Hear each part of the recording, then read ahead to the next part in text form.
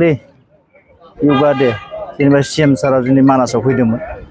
बेहाय आङो मोनसे पदुमनि सावगारि आर'नायाव आङो बानायनो होदोंमोन, किन्तु आङो बेखौ जोंनि बीजेपीनि सेन्टिमेन्ट लाना आं बानायाखैमोन। पदुम बिबारा बारसे नेशनेल फ्लावारखाय आं इयाव बिराद समायना नुनायखाय आं बेहाय होनाय जादों।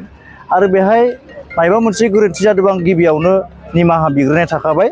गिबियावनो लोगोफोर नोंथांमोनखौ आंनि मोनसे गोदान भिडिअ फिन खेबसे बयखौबो बरायहरनाय थाबाय आरोना लोगोफोर। लोगोफोर बे समावहाय आं दायो बांद्राय गोबाव खालामलियासै, सिदानो डिसक्लेमारखौ लागायदेना होलांदोनि। नोंथांमोनाल' भिडिअखौ जोबजासिम नायलां, स्किप खालामनाङा आरोना लोगोफोर। स्किप खालामनानै जुदि नायोब्ला नोंथांमोना बुजि मोननाय नङा आरोना लोगोफोर। ओंखायनो नोंथांमोना जोबजासिम नायलांदो। थौदो बिदिबा नायलांदो। जानो हागौ लोगोफोर नोंथांमोना बै आंनि थाम्बनेलजों लोगोसे टाइटेलफोरखौ नायनानै अलरेडि मोनथिखाबाय, बेजोंनो आरो इन्ट्र'आव होनाय ससे भिडिअखौ नायनानै मोनदांनो हाखाबाय जानो हागौ आं दायो नोंथांमोननि सेरावहाय नैबे मोनसे भिडिअखौ मानि थाखाय लाबोदों।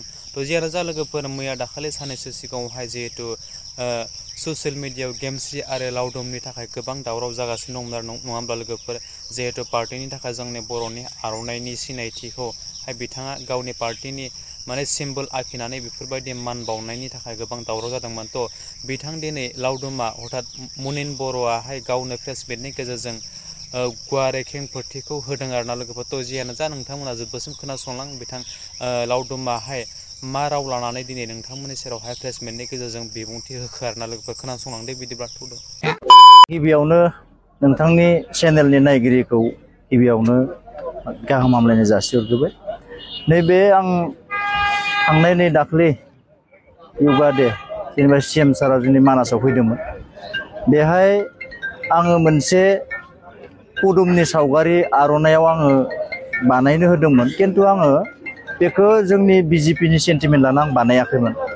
पदुम बिबारा बारसे नेशनेल फ्लावारखाय आं इयाव बिराद समायना नुनायखाय आं बेहाय होनाय जादों। आरो बेहाय मायबा मोनसे गोरोन्थि जादोंबा आं गिबियावनो निमाहा बिग्रोनाय थाखाबाय बर' माहारि आफादफोरनिसिम। बेखायनो आङो बेखौ बारा गोलाव फोलावबाय थानो सानाखै। आरो नोंथांमोनाबो जिमान ससियेल मिडियायाव जि फोसावबाय थादों बेखौ राजनिथि लाना फोसावबाय थानांला।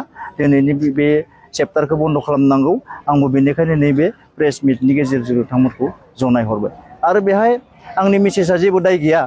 मेसेजआ मोनसे समायना फालियाव ओरै मोजां मोनसे पिकचार लानानै बेखौ गावगाय स्टेटास होदोंमोन। आंनि मेसेजनि जेबो गोरोन्थि गैया। जितु आंनिफ्राय लानानै बिथाङा होदोंमोन गारियाव, जितु जों सानैबो थांदों। बिथांनि थाखाय आंनो नोंथांमोननिसिम निमाहा बिग्रोनाय थाखाय बिथाङा जेबो गोरोन्थि गैया। आं बेखौ खुनु राजनिथि सेन्टिमेन्ट लाना होनाय जायाखै। नोंथांमोना निमाहा होबानो जाबाय। आरो माबा मोनसे आरो गोरोन्थि बुजिदोंबा नोंथांमोना आंखौ आरो निमाहा होफिन। बेखायनो आं नैबे चेप्टारखौ नोंथांमोनखौ नैबे ससियेल मिडियायाव दावराव खालामनायखौ बयबो अननानै जाहाथे निजिनो साननानै बन्द' खालामो, आं बेखौनो गुरै खालामो।